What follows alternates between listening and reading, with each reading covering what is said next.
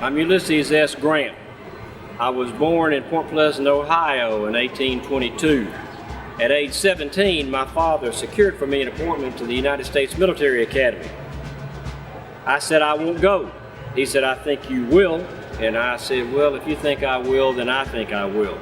When I got to the academy, I was 17 years old. I was 5 feet tall and I weighed 105 pounds. I had found out that everyone at West Point gets a nickname. With a name like Hiram Ulysses Grant and those initials, I could only imagine what my nickname would be.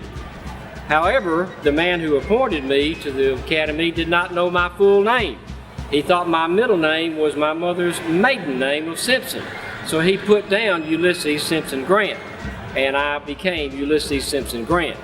I had no idea what significance those letters, initials, would be 19 years later at the Battle of Fort Donelson, but I became Sam Grant as my nickname. After graduating from West Point, left and went to Jefferson Barracks in St. Louis and met Julia Dent. A roommate of mine, Fred Dent, was his sister. So we became engaged. The Mexican War came along, I went to Mexico. I was brevetted 3 times for bravery, even though I was in the Quartermaster Corps.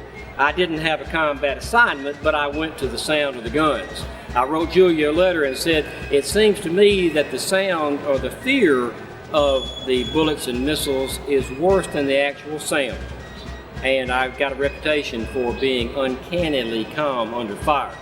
After the war, I came back and I married Julia. We had 4 children. In 1854, I resigned from the Army as a full captain, one of only 50 in the United States Army at that time.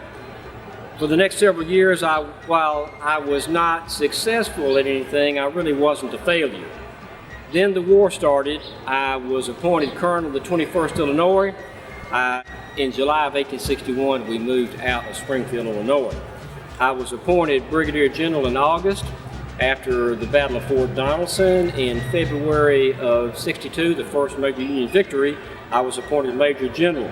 Then I went on to Shiloh in April after Fort Donelson. Then we moved into Vicksburg and took Vicksburg in July of '63. Then in the fall of '63, I went to Chattanooga. Then President Lincoln put through an act of Congress and revived the rank of Lieutenant General and gave me my 3rd star. At the end of the war, I became Secretary of War, and the Republican Party approached me and asked me to run for president. I felt that I should, since they were the party that supported President Lincoln and myself. I served in 2 terms, being elected both times by some of the largest majorities of any American president. I died in 1885 of inoperable throat cancer after having finished just 5 days before my death my memoirs, which became the first American bestseller on pre-publication subscriptions. Julia made about $450,000 and her future and security were secured.